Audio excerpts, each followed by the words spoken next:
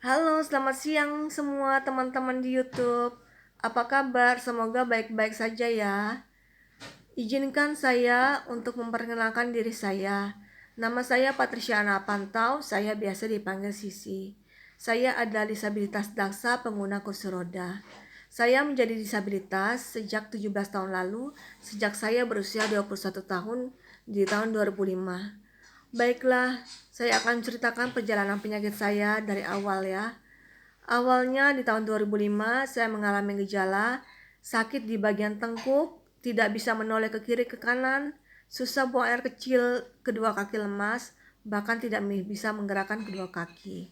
Kemudian saya dirawat inap di rumah sakit dan di situ saya didiagnosa oleh dokter saraf bahwa saya menderita penyakit mielitis transversa. Kemudian setelah 2 minggu dirawat inap di rumah sakit, saya bisa kembali menggerakkan kedua jempol saya. Dan setelah beberapa bulan menjalani fisioterapi, saya kembali bisa berjalan selama setahun. Namun dari tahun 2006 kesehatan saya kembali drop, sehingga saya harus kembali menggunakan kursi roda sehari-harinya sampai sekarang. Dan saat itu dokter kembali mendiagnosa saya dengan penyakit lain, yaitu suspek multiple sclerosis.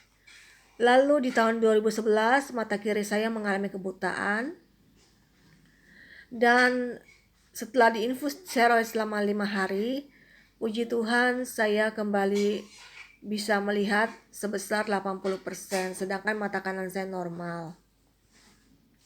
Dan saat itu saya mendapat diagnosa tegak penyakit saya bahwa saya menderita penyakit autoimun yang bernama neuromyelitis optica. Teman-teman, selama perjalanan penyakit autoimun saya seringkali mengalami berbagai gangguan kesehatan lainnya. Seperti saya pernah mengalami infeksi paru-paru, saya pernah mempunyai luka di kubitus yang besar dan dalam ukurannya, saya pernah mengalami infeksi saluran kemih.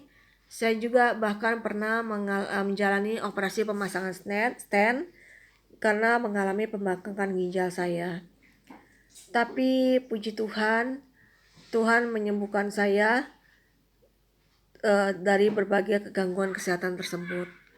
Namun untuk penyakit autoimun saya ini, saya sampai sekarang masih tetap harus menjalani pemeriksaan atau pengobatan ke dokter saraf setiap bulan sekali, dan juga masih harus rutin minum obat imuran, yaitu obat untuk mencegah kekambuhan penyakit autoimun saya.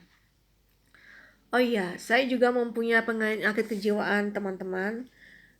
Di tahun 2012 saya pernah menjalani rawat inap di rumah sakit karena saya mengalami halusinasi, depresi, saya tidak bisa makan, tidak bisa minum, tidak bisa berbicara, tidak bisa buka mata.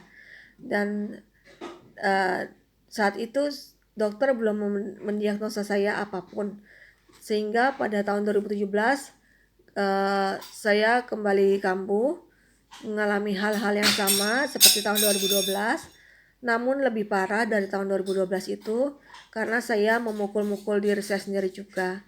Dan akhirnya saya harus dirawat inap di klinik psikiatri RSCM. Saya harus bergabung bersama pasien-pasien ODGJ lainnya. Dan saat itulah saya mendapat diagnosa dari dokter, dari psikiater, bahwa saya menderita penyakit kejiwaan skizoafektif. Selama saya menjalani perawat inap di klinik psikiatri pada tahun 2017 tersebut, saya mengalami jamahan Tuhan yang ajaib yang saya tidak tahu bagaimana cara bekerjanya. Yang jelas, yang pasti, setelah keluar dari rumah sakit tersebut, saya mengalami pemulihan rohani. Saya bisa hormat kepada orang tua. Saya tidak mempunyai kepahitan lagi terhadap keluarga. Saya juga mau rutin menjalani pemeriksaan ke psikiater dan juga mau rutin minum obat dari psikiater.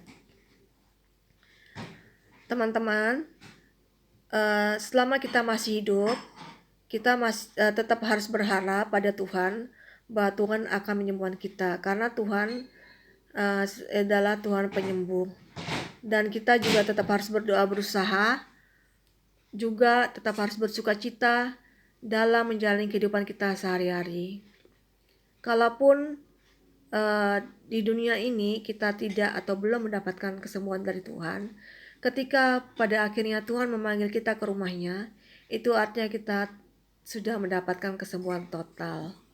Jadi teman-teman yang memiliki masalah penyakit pergumulan yang sama dengan saya, kiranya kita boleh tetap berjuang, tetap boleh berharap, dan juga tetap percaya bahwa Tuhan akan menyembuhkan kita.